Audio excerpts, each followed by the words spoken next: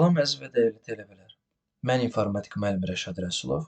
Bu gün sizə 18 yanvar 2026-cı il tarixində master nömrə 1 tədris mərkəzində keçirilmiş 6-cı ümumi sınaq imtahanının informatika suallarını izah edəcəm. Keçid edirəm birinci suala. 21 nömrəli sual. Aşağıda verilmiş xidməti proqramlardan hansı diskin cari vəziyyətini təhlil edərək zədələnmiş sektorları müəyyən edir və xətaları aradan qaldırmağa imkan verir. Diskin hal-hazırdakı vəziyyətini təhlil edib, orada olan zədəli sektorları müəyyənləşdirən və səhvləri, xətaları aradan qaldıran utilit scan disk adlanan proqramdır. Düzgün cavab A variantıdır. Digər variantlara baxsaq, B variantındakı WinRAR arxiv proqramıdır. C variantında McAfee antivirus proqramıdır. D variantı əməliyyat sistemidir. Y variantındakı proqram utilit faylın səpələnmiş hissələrini yanaşı klasterlərə toplayaraq diskin daha optimal işləməsini təmin edir. 22. Excel mövzusu ilə bağlı sualdır. Aşağıdakılardan hansı düsturun elementi deyil? İlk öncə Exceldə düsturların yazılışını gəlin yadımıza salaq. Düstur başlayır bərabər işarəsi ilə. Daha sonra düsturun tərkibində nümunə olaraq yazıram. A3 üstəgəl B4. Xanaların ünvanları və hər hansı riyazi operatorlar istifadə oluna bilər. Bundan başqa, düsturun yazılışında hər hansı bir funksiyanın adı, arqument, yəni mötərizələr və daxilində D2, misal üçün, qoşu nöqtə Y6 diapazonu verilə bilər. Və verdiyim nümunələrdən də gördüyümüz kimi bərabər işarəsi düsturda olur, mötərizələr olur, xanalara istinadlar olur, operatorlar olur. Amma xətalar düsturun tərkibində yoxdur. Düsturun elementi sayılmırlar. Xətalar nədir? Düsturun icrası nəticəsində Exceldə hər hansı bir uyğunsuzluq yaranarsa, xanada bu barədə xəta əksi olunur.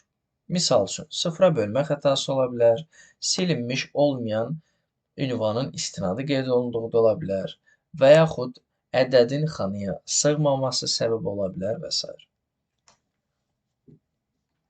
23.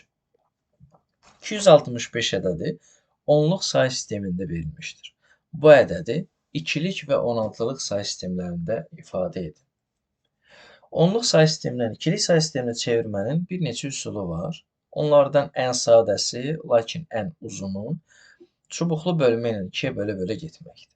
Bizim uşaqlara tövsiyə elədiyimiz, ən çox tövsiyə etdiyimiz üsul qüvvət qaydasıdır. Onluq say sistemində verilmiş 265 ədədini 2-nin qüvvətlərini parçalayaq. 265-in içində mümkün olan ən böyük 2 qüvvəti 256-dır. 256-nın üzərinə 8, daha sonra 1 əlavə etsək, aldığımız cəm 265-ə bərabər olur. 256 2 üstü 8-dir. 8 2 üstü 3-dür. 1 isə 2 üstü 0-dır. Növbəti addımda biz 8-dən başlayaraq 0-a qədər azalan sıra ilə sayırıq və saydığımız zaman burada gördüyümüz 8, 3 və 0 nömrələrini 1 yazırıq. Yerdə qalan nömrələrə isə 0 yazırıq. 8, 7, 6, 5, 4, 3, 2, 1, 0.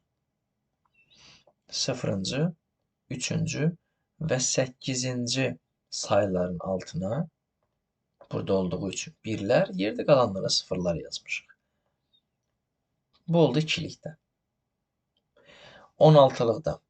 Ya mən onluq say sistemindəki 265-i eyni qayda ilə, daha doğrusu qüvvət qaydası burada əlverişli deyil. Çubuqlu bölmə ilə bölə-bölə gedərəm, çevirərəm onluqdan 16-lığa və yaxud da ki, ən sadəsi ikilik say sistemindəki ədədi 16-lıq say sisteminə 4-4 tetradalara ayırmaqla çevirə bilərik. Ədədi sağdan başlayaraq 4-4 ayırırıq. Əgər 4-ə tamamlanmamış hissə varsa, önünə sıfırlar əlavə edib onu 4-ə tamamlayırıq. Bundan sonra ədədin rəqəmlərinin üstünə bunları silim, bizə mane olmasın.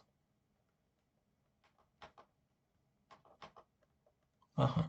Üstünə 8, 4, 2, 1 yazırıq. Hər tetradı da ayrı-ayrı. Növbəti addımda sıfırları silirik. Yerdə 2-nin qüvvətlərindən nə qalırsa, hər tetrada üçün ayrılıqda toplayıb aşağı yazırıq. Burada yoxdur. 8 və 1. Cəmi 9. Bu da həmin ədədin 16-lıq say sisteminə çevrilişidir. İkilik say sistemində belə bir ədəd almışdıq biz. 16-lıq say sistemində isə belə ədəd aldıq. Düzgün cavab D variantı. 24. Word mövzusuna aid sual. Mətn redaktorunda aşağıdakı kimi siyahı yaratmaq üçün hansı düymədən istifadə etmək lazımdır? Abzasların nömrələnməsinə aid bir bölmədir, bir sualdır. Homeland tabının paragraf qrupundan abzasları müxtəlif üsullarla işarələmək olur. Onlardan sadəcə markerləmək üçün bu sadə işarələrdən hər hansı birini seçmək olar və yaxud da ki, define funksiyası vasitəsilə daha çox işarədən də buradan seçib istifadə eləmək olar. Lakin bizdə sualda tələb olunan o deyil. Sualda bizdən tələb olunan nömrələmədir. Nömrələmə 1, 2, 3, 4, 5 rəqəmləri ilə, 1-ci, 2-ci, 3-cü, 4-cü, 5-ci rum rəqəmləri ilə və həmçinin ABC variantları ilə də yerinə yetirilə bilər. Sualda da bizdən tələb olunan bu idi. Abzasların ABCDY 1, 2, 3, 4 nömrələnməsi numbering düyməsi vasitəsilə yerinə yetirilir. O isə şəkildə D variantında təsvir olunan cavabdır. 25. Video mübadilə portlarını seçin. Kompüterə monitor, proyektor və yaxud da görüntünü əks etdirən hər hansı bir qurğunu qoşmaq üçün hansı portlardan istifadə olunur soruşur. DVI həmin portlardan biridir. HDMI, VGA. Digər variantlarda olan SATA, hard diskin qoşulma üsullarından biri. PS2. Bu çox köhnə kompüterlərə məxsus olan bir portdur. Köhnədən buna klaviatura, mouse qoşulurdu. Və USB. Baxmayaraq ki, USB universal portdur, video mübadilə portlarına aid deyil. Yəni monitor, proyektor USB vasitəsilə qoşulmur kompüterə. Düzgün cavab 1, 2, 3. C variantı.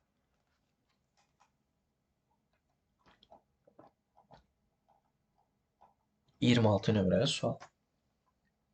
Windows 11 əməliyyat sistemində folder 1 qovluğunun daxilində sənəd TXT faylı yaradılmışdır.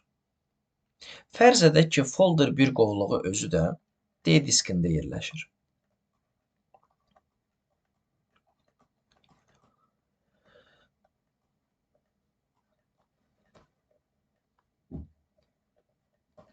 Sənəd.txt faylının uzantısından əminliklə ona deyə bilərik ki, bu fayl Notepad proqramı tərəfindən yaradılmış bir sadə fayldır. Notepad proqramının belə bir özəlliyi var ki, orada yaradılan fayl ASCII kodlarını yadda saxlayır. Yəni, misal üçün biz Notepad proqramında salam yazıb fayl yaddaşa veririksə, fayl yaddaşda S, A, L, A və M simvollarının ASCII-dəki kodlarını hərəsini 1 baytına yadda saxlayır. A variantında da deyir ki, sənəd TXT faylında yalnız simvolların kodları yaddaşda saxlanılmışdır. Elə düzgün cavabımız budur. B variantında sənəd TXT faylının adını dəyişib ulduzla qoymaq mümkündür deyir. Xeyr. Faylın və qovluğun adında istifadəsi qadağan olunan 9 simvol var. Tərsləş, slash, qoşa nöqtə, ulduz, sual, cüt dırnaq, kiçikdir, böyükdür və düz xətt. Bu 9 simvolun heç birinin nə faylın, nə qovluğun adında qoyulmasına icazə verilmir. Folder 1 qovluğunu silmək mümkün deyil. Folder 1 istifadəçi tərəfindən yaradılan qovluqdur, silmək mümkündür. Folder 1 qovluğunda sənəd.txt adlı qovluq yaratmaq mümkündür. Bəlkə də ilk baxışdan mümkün kimi görünsə, mümkün olmayacaq. Ona görə ki, əgər söhbət eyni folder 1 qovluğundan gedirsə, həmin qovluğun daxilində sənəd.txt adlı fayl var idi. Və mən sənəd.txt adlı qovluq yaratmağa cəhd eləsəm, icazə verməyəcək. Düşünürük ki, niyə icazə verməsin? Axı biri sənəd.txt uzantıdır, fayldır. Amma digəri sadəcə sənəd.txt bir addır.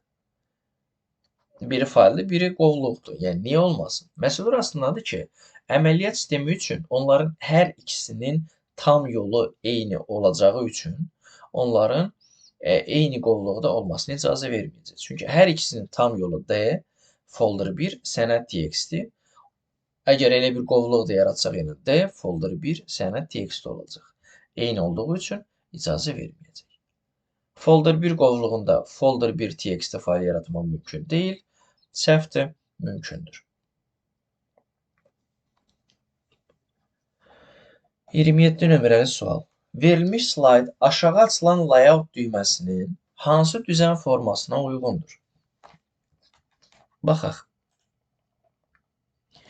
PowerPoint elektron təqdimat proqramında Home Lent tabının Slides qrupunda Layout əmrinə daxil olsaq, burada bir neçə fərqli maket forması görə bilərik. Həmin düzən formaları hal-hazırda işlədiyimiz slaydın strukturunu dəyişmək üçün istifadə olunur. Hal-hazırda mənim slaydım Title Slide üslubundadır. Mən onu Section Header və yaxud Title Only və ya məsələn Content with Caption və s. formaya qoyub işləyə bilərəm. Bizdə də sualda tələb olunan hansıdır? Əgər baxsaq diqqətlə görərik ki, sağ tərəfdə şəkil, sol tərəfdə başlıq və onun altında mətin yazılmışdır. Bu isə variantlardan da görmək olar ki, Y variantına uyğundur. Sol tərəfdə qrafik fayl yerləşdirilir, sağ tərəfdə. Sol tərəfdə isə mətin və başlıq. Düzgün cavab Y. 28 nömrəli sual. Microsoft Excel 2019 proqramında yaradılmış elektron cədvəl fraqmentinə əsasən Y1 qoşa nöqtə Y4 diapazonuna uyğun aşağıdakı diaqramın qurulması üçün D1 xanasına hansı ədəd yazılmalıdır? Yəni, demək istəyir ki, Y1, Y4 xanaları Y1, Y2, Y3, Y4 bu xanaların qiymətləri əsasında aşağıdakı diaqram qurulmuşdur. Verilmiş şəkillərə əsasən biz D1 xanasını müəyyən etməliyik. Gəlin baxaq, Y1 xanasının qiyməti neçədir? Y1 xanası B2 vur B2, 8 vur 8, vur 10, bölünsün A1. A1-də də S1 vur S1, yəni 4 vur 4, 16 olur. 8 vur 8 vur 10, bölün 6. 40. Y2 xanasının qiyməti 2 Y1. Y1 40 idisə, Y2 xanası 80 olacaq. Y3 xanasının qiyməti D1 xanasının yarısına bərabərdir. D1 xanası əgər x-dirsə, o zaman Y3 xanası x bölü 2. O da neçədir, hələ bilmirik. Y4 xanası C5-ə bərabərdir. C5 xanası isə A3-dən A5-ə qədər olan xanaların cəmidir. Yəni 20. Dairəvi diaqramın qaydasına görə, burada verilmiş 40, 80, sual və 20 ədədləri diaqramda saat əqrəbi istiqamətində verilməlidir. Və diqqətlə baxsaq, görərik ki, birincisi 40-dırsa, ikincisi ondan 2 dəfə böyük, üçüncüsü naməlumdur və dördüncüsü birincidən 2 dəfə kiçik olan faiz olmalıdır. Bu qanuna uyğunluğa uyğun gələn faizlər 40, 80, sual işarəsi və 20-dir. Yəni ardıcıllıq görürsüz, buradan başlayırıq saat əqrəbi istiqamətinə getdi. Əgər 20% 40, 40% 80, 10% 20-dirsə 30% belə çıxır ki, 60-dır. 60 Y3 xanasının qiymətidir. Bizdən isə D1 xanasının qiymətini soruşur. Əgər Y3 xanası D1 xanasının 2-yə bölünməsindən alınırsa və 60-dırsa, o zaman D1 xanasının qiyməti 120-dir. Düzgün cavab D.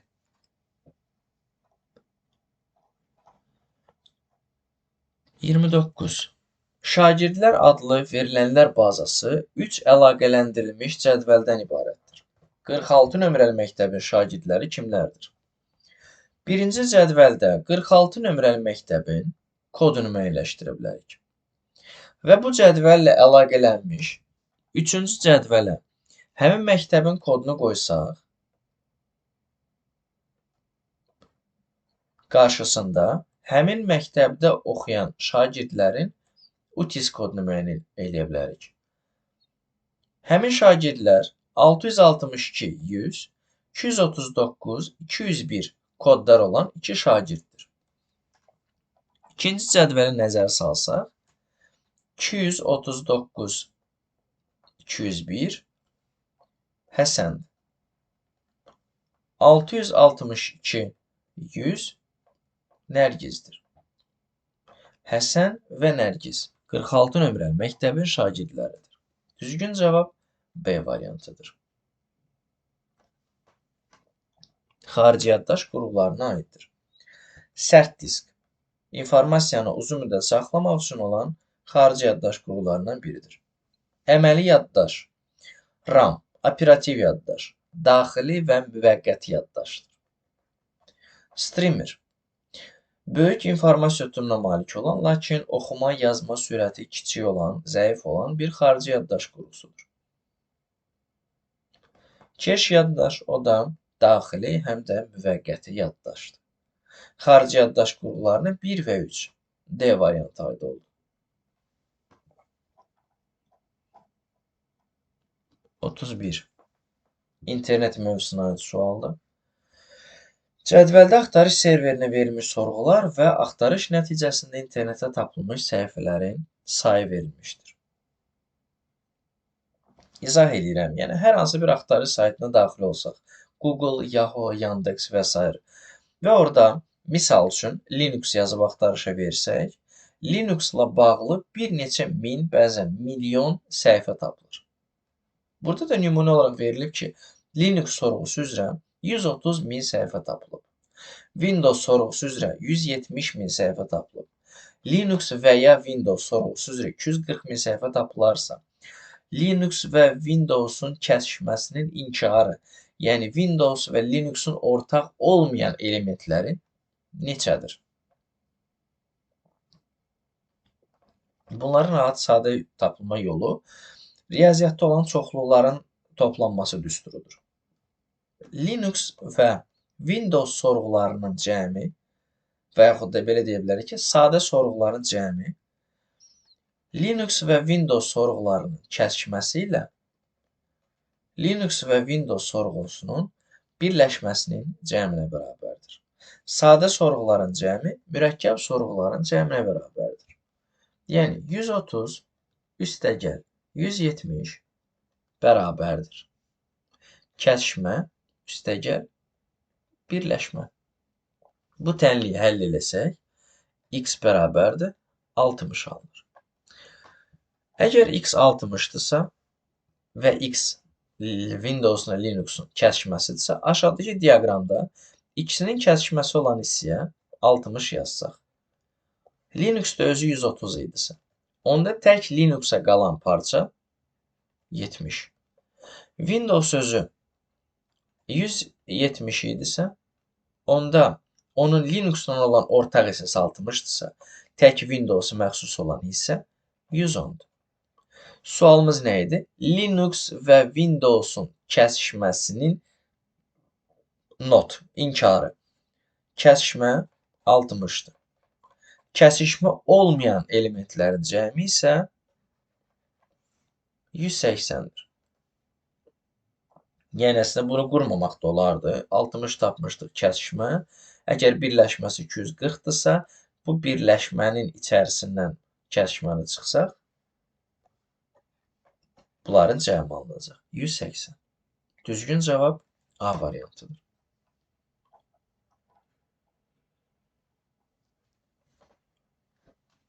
Word proqramında açılmış sənəddə vəziyyət sətrində belə məlumatlar verilir.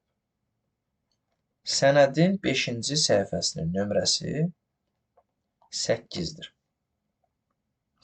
Sənəddə ümumi 2880 söz var. Sənədin hər səhifəsində orta hesabla 180 söz varsa, sənədin sonuncu səhifəsi nömrəsi neçəyə bərabərdir? İlk öncə Word-də sənədə səhifə nömrəsi qoyulur insert lent tabından. Və biz istəsək birinci səhifənin nömrəsini birdən yox, daha böyük bir rəqəmdən başlada bilərik. Məsələn, birinci səhifənin nömrəsi 10, 15, 20 və s. ola bilər. Və əgər nömrələmə ilə birdən başlasaydı, birinci səhifəyə 1 düşsə, 5-ci səhifə nömrəsi də elə 5 olmalıydı. Lakin burada 5-ci səhifənin nömrəsi 8-dir. Bu o deməkdir ki, hər səhifənin nömrəsi özündən 3 vahid böyükdür. Bizə bircə qalır, sonuncu səhifə nömrəsini tapmaq üçün sənədin ümumi səhifə sayını tapmaq. Onun üçün də bizə verilib ki, ümumi sənədə 2880 söz var. Hər səhifədə orta hesabla 180 söz varsa, onda bölüb səhifə sayını tapmaq olar. Sənədin 16 səhifəsi var. Onda 16-cı səhifənin nömrəsi özündən 3 vahid çox 19'dur. Düzgün cavab Y variantı. 33. Elektron poçt ünvanı @ ilə biri-birindən ayrılan username istifadəçi adından və poçt serverinin ünvanından ibarət olur. Sol tərəfdə istifadəçi adı olur.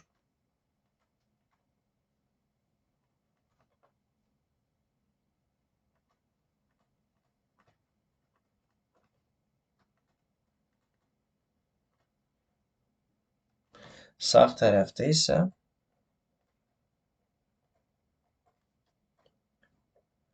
poçt serverinin adı.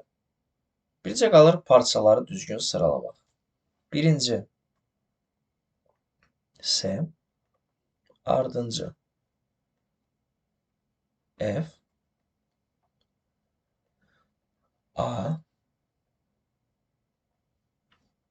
B, D, Y. Düzgün cavab A variantıdır.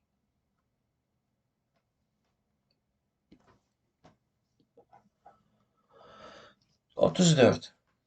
1024'ün 2048'ə ölçülərdə olan qrafik təsvir yaddaşda 1,5 MB yer tutur.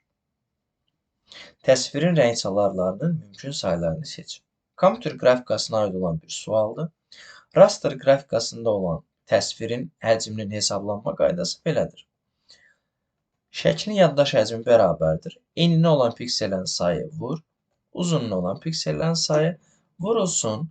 Şəklin kodlaşdırılmasına istifadə olunan rəng dərinliyi. Verilmiş məlumatları yerinə qoysaq, həcm 1,5 MB-dir. Təsvirin eninə və uzunluğuna olan piksellər isə 2/10 vur 2/11'dir. Rəng dərinliyi isə bizə verilməyib. Rəng dərinliyini tapmaq üçün şəklin ümumi həcmini 1,5 MB, yəni 1,5 vurulsun 2/23 bit bölünsün 2 üstü 21 bit. O da 6. Rəng çalarlarının sayı 2 üstü rəng dərinliyinə bərabərdir. Əgər rəng dərinliyi 6-dırsa, onda rəng çalarlarının sayı maksimal sayından söhbət gedir. 2 üstü 6. 64'dür. Bu maksimal sayıdır. Yəni, izah eləmək üçün bu xırdalığa gedirəm. Əgər n 5 olsaydı, o zaman rəng çalarlarının maksimal sayı 32 olacaqdı. Amma rəng çalarlarının sayı 33 olarsa, artıq biz 32-ni keçmişik deyə kodlaşdırma aparılır 64 rəng palitrası ilə. Yəni 32-ni keçən kimi 33, 34, 35 ta 64-ün özünə qədər olan bütün ədədlər 64 rəng çaları formasına kodlaşdırılacaq. Variantlara baxsaq, bəndlərə baxsaq, 16 rəng çaları olanda 1 piksel kodlaşdırılır 4 bitlə. 65 rəng çalar olanda 1 piksel kodlaşdırılır, artıq 64-ü keçib axı 7 bitlə. 38 rəng çalar olanda bu artıq 32-ni keçib 6.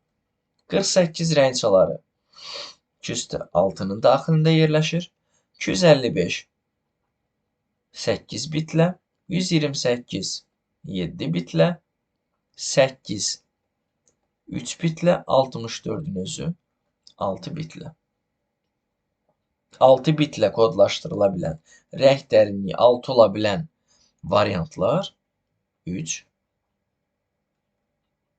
4 və 8-dir. Düzgün cavab B. 35. Kompüter şəbəkələri. OSI modelinin 7 səviyyəsi var. Fizikidən başlayaraq tətbiqi səviyyəyə qədər yüksəlir. Və tətbiqi səviyyədə, əgər protokollar yadınızdadsa, oradan ipucu verə bilərəm sizə. HTTP, POP3, SMTP, FTP kimi protokollar işləyir. Həmin protokollar da birbaşa tətbiqi proqramlarla əlaqəli işləyən protokollardır. Elektron post proqramları, brauzerlərlə və s. Yəni, OSI modelində istifadəçinin birbaşa qarşılıqlı əlaqədə olan proqramlarla əlaqəli olan səviyyə, ən yüksək olan səviyyə tətbiqi səviyyədir. 36. Verilənlər bazasının hansı cədvəllər arasında birin-bir əlaqəsi var? Fərz edək ki, bir ölkələr, bir də paytaxtlar adlı cədvəllər var. Birin-bir əlaqəsi o zaman olur ki, əgər birinci cədvəlin hər bir sətrinə ikinci cədvəlin bir sətri və eyni zamanda ikinci cədvəlin də bir sətrinə, hər bir sətrinə, birinci cədvəlin bir sətri, yalnız bir sətr uyğun gəlirsə, aralarında birin-bir əlaqəsi olur. Yəni, bir ölkənin bir paytaxtı olduğu kimi bir paytaxtın da bir ölkəsi var. Bir cədvəl ölkələr, bir cədvəl paytaxtlar, buradakı hər bir ölkəyə, buradakı hər bir paytaxt və buradakı hər bir paytaxta, buradakı hər bir ölkə uyğun gələcək. Aralarında olacaq əlaqə birin-birə. Amma şairlər və şeirlər cədvəlləri olsa, bir şairin bir neçə şeiri ola bilər. Birin çox əlaqəsi olacaq. Nazirliklər və şöbələr, bir nazirliyin bir neçə şöbəsi ola bilər. Birin çoxa. Müəllimlər, tələbələr, bir müəllimin bir neçə tələbəsi olduğu kimi bir tələbənin də bir neçə müəllimi ola bilər. Çoxun çoxa. Rayonlar, kəndlər, bir rayonun bir neçə kəndi ola bilər. Birin çoxa oldu. Düzgün cavab A. 37. İnformasiya təhlükəsizliyi mövzusuna aid sualdır. İnsanın şəxsiyyətini müəyyənləşdirmək üçün istifadə olunan fizioloji və bioloji göstəricilər toplusu biometrik fərdi məlumatlar adlanır.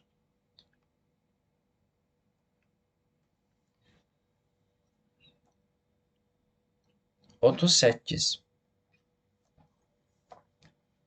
Aşağıdakı şəkil fraqmentlərinə görə uyğunluğu müəyyən edin. Şəkillərdə Word-ün müxtəlif lent tablarına məxsus olan müxtəlif lent qruplarının şəkilləri verilmişdir. Onlardan hansı arrange, hansı paragraf, hansı show qrupudur müəyyən etmək lazımdır. A bəndində verilmiş qrup arrange lent qrupudur.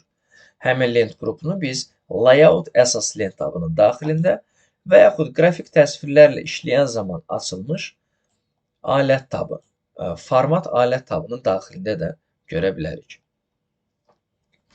Yəni 1-ə A uyğundur.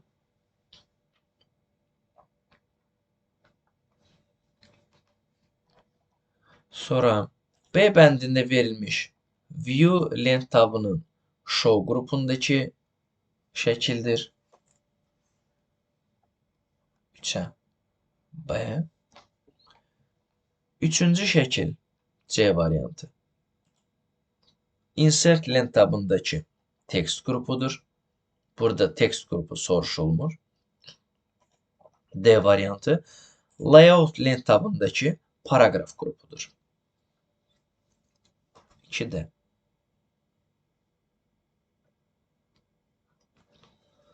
Və Y. Insert lent tabındakı cover page, blank page, page break olan page qrupudur. O da bizdə burada 1, 2, 3-də yoxdur. Düzgün cavab 1A, 2D, 3B. Düzgün cavab olacaq bizdə A, D, B. D variantı.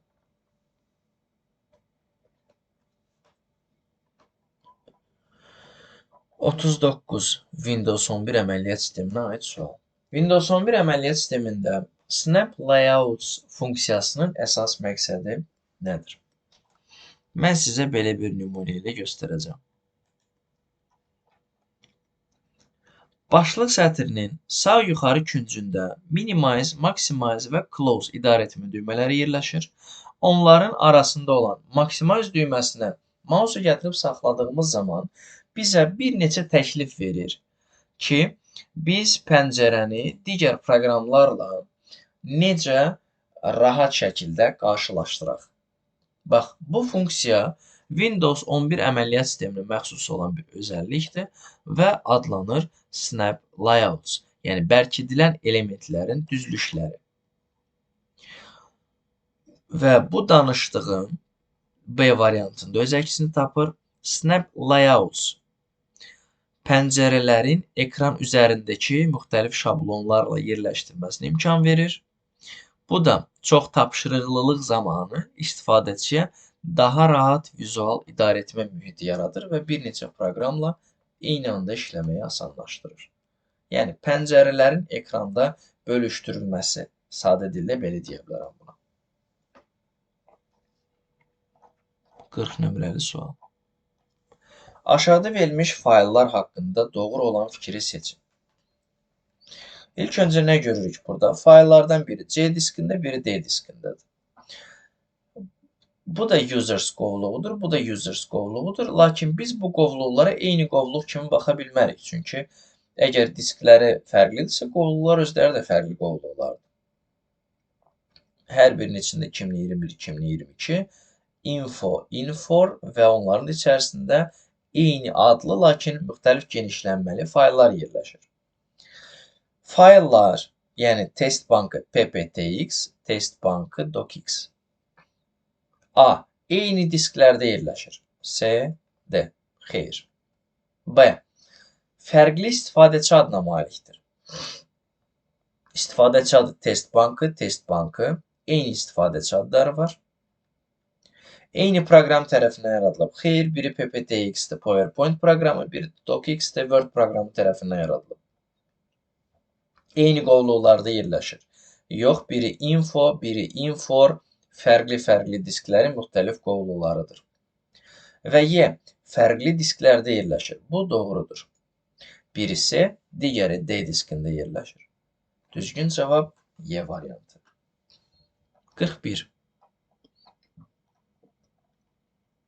Mətn redaktorunda aşağıdakı əməliyyatlar ardıcıllıqla yerinə yetirilir.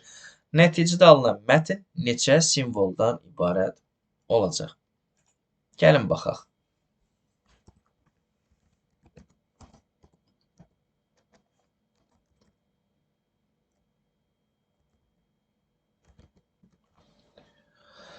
Addımları sırayla yerinə yetirək.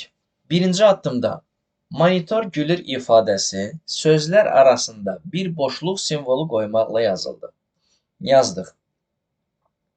İkinci addımda kursor birinci addımda yazılan ifadənin T simvolunun əvvəlinə yerləşdirilir. Kursor birinci addımda yazılan ifadənin T simvolunun əvvəlinə yerləşdirilir. Mən bəndləri yerinə yetirdikcə siləcəm. Bilək ki, bunlara baxmışıq. 3. Backspace düyməsi 2 dəfə çıqqıldadılır. Backspace düyməsi. Yadınıza salım ki, backspace kursordan sola doğru simvolları silir. Delete düyməsi isə kursordan sağa doğru silir. Əgər backspace 2 dəfə basılsa, T'dən 2 dənə sola simvol seçildi. Silindi daha doğrusu. Dördüncü bənddə. Kursor gülür sözünün əvvəlinə yerləşdirilir. Gülür sözünün əvvəlinə yerləşdirdik kursoru, bəli. 5. Klaviaturadan delete bir dəfə çıqqıldadılır. Delete kursordan sağda olan simvolu silir və belə qalır. 6. Klaviaturadan H simvolu daxil edilir. 7. Klaviaturadan bir dəfə sağa ox basılır. 8-ci cümlə. Klaviaturadan delete bir dəfə basılır. Delete. 9-cu bənddə klaviaturadan R simvolu daxil edilir. Və 10-cu bənddə save düyməsi çıqqıldadılır. Yəni burada da bu ikondan var, yadda saxla. Alınan mətin neçə simvoldan ibarət oldu? Gəl baxaq. 1, 2, 3, 4, 5, 6, 7, 8, 9, 10, 11. Bu mətin 11 simvoldan ibarət olmuş oldu.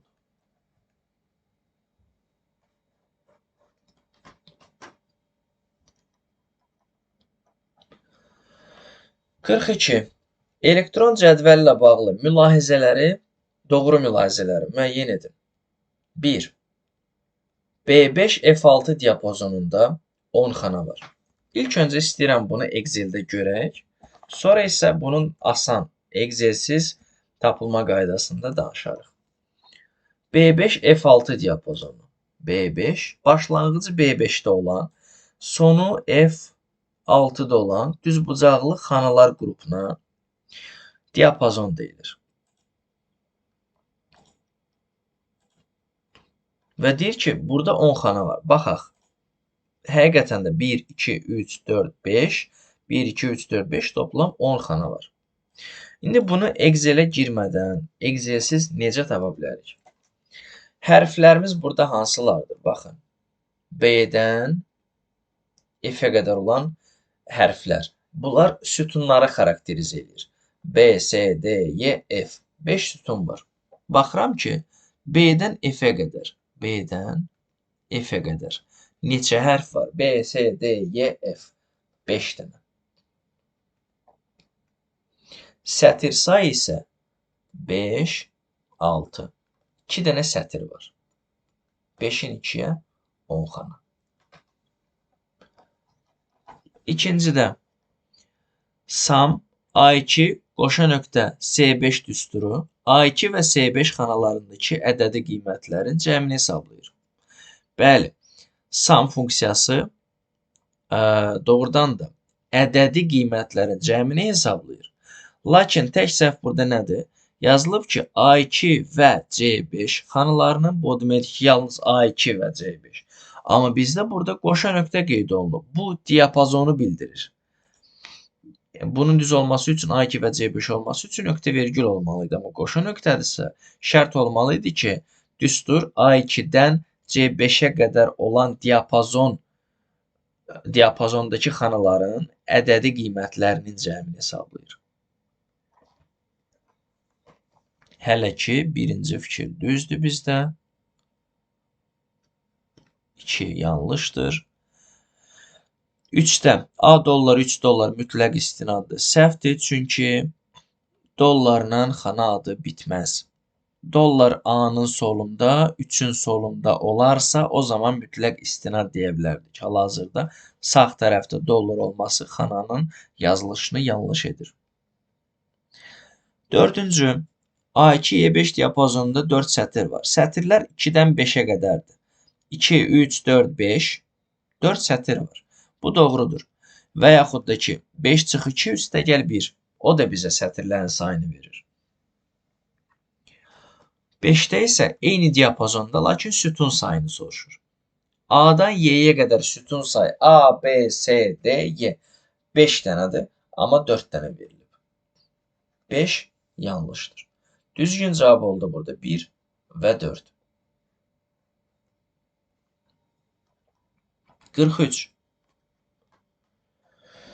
PowerPoint-də tekst qrupunda hansı əmrlərə daxil olmaqla slayd nömrələnməsini yerinə yetirmək olar? Gəlin baxaq.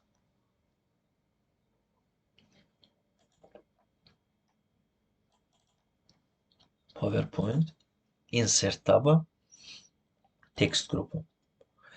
Header footer düyməsini klikləyəndə belə bir dialoq pəncərəsi açılır. Biz date time-a da daxil olsaq eyni pəncərə açılır. Slide number-a da daxil olsaq eyni pəncərə açılır.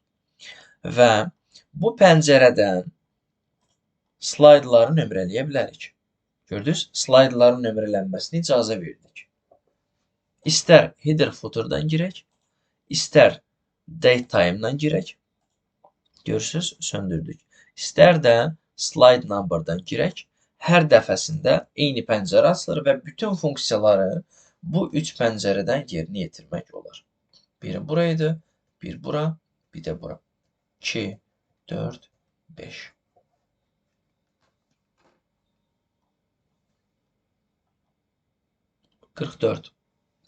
Alqoritm mövzusuna aiddir. Doğru fikirləri seçin. 1. Proqramda məntiqi səhvlərin aşkarlanıb aradan qaldırılması prosesinə proqramın testləşdirilməsi deyilir. Bu yanlışdır. Məntiqi səhvlərin aşkarlanıb aradan qaldırılması prosesi proqramın sazlanması adlanır. 1. Yanlışdır. 2. Seçilən proqramlaşdırma dilində məsələnin həll alqoritmi əsasına tərtib edilən proqram işçi proqram adlanır. Xeyr, seçilmiş proqramlaşdırma dilində tərtib olunmuş proqram ilkin proqram adlanır. Lakin maşın dilinə çevrilmiş proqram o işçi proqram adlanır. İlkin verilənlərin siyahısı, tipi, dəqiqliyi və ölçüsünün müəyyənləşdirilməsi, məsələnin qoyuluşu. Bəli, mərhələlər var. Məsələnin qoyuluşu, həll alqoritmi yaradılması, mərhələlər var da. Sonra analiz, tədqiqdir, kodlaşdırmadır, testləşdirmə, sazlama, bu mərhələlərdən gedir söhbət. Və üçüncü cümlədə yazılan ilkin verilənlərin siyahısı, tipi, dəqiqliyi bu ilə ən əvvəldə baş verən məsələnin qoyuluşu mərhələsinə aid olan orada yerinə yetirilən əməliyyatlardır. Translator proqramlaşdırma dilində yazılmış ilkin proqramı maşın dilinə çevirir. Bu doğrudur. Bəli. Düzgün işləməsini dəqiqləşdirmək məqsədi ilə işçi proqramın sınaqdan keçirilməsi, onun sazlanması yox, testləşdirilməsi adlanır. Məsələnin analizi və tədqiqi mərhələsində riyazi model hazırlanır və bu da bəli, doğrudur. Hələ məsələnin proqramlaşdırma dilində təsvirindən qabaq onun riyazi modeli hazırlanır, sonra həmin riyazi model əsasında alqoritm tərtib edilib proqramlaşdırma dilində ona uyğun həll yolu yazılır. Düzgün cavab 3, 4, 6-dır.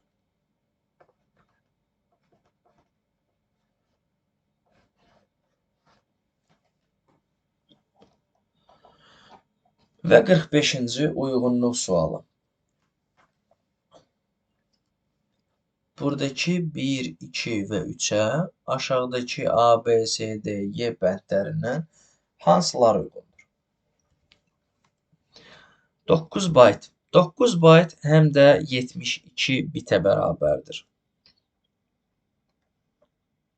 Yadınızdadırsa 1 bayt 8 bitdir. 9 bayt 8-ə vursaq 72 bit. Unicode-la kodlaşdırılmış 9 simvol. Unicode-da bir simvolun kodlaşdırılması üçün 2 bayt yer ayrılır. 9 simvola da o zaman 18 bayt yer ayrılacaq. C. 8192 bayt. Və ya bunu 1024-ə bölsək 8 kilobayt. Çünki 1 kilobayt 1024 baytdır. 8192 baytdır. 1024-ə bölsək 8 kilobaytdır. 3-ə S. ASCII standartı ilə kodlaşdırılmış 9 simvol. ASCII-də bir simvol 1 baytdır. 9 simvol 9 baytdır. 9 baytı biz hara uyğunlaşdırmışdıq? 2-yə 72 bitə. Onda A da D də ikisi də aid olur 2-yə. 64 kilobit. Kilobit və kilobayt arasında olan çevrilmə. Kilolar yerindədir. Bir dənə biti baytı çeviririk.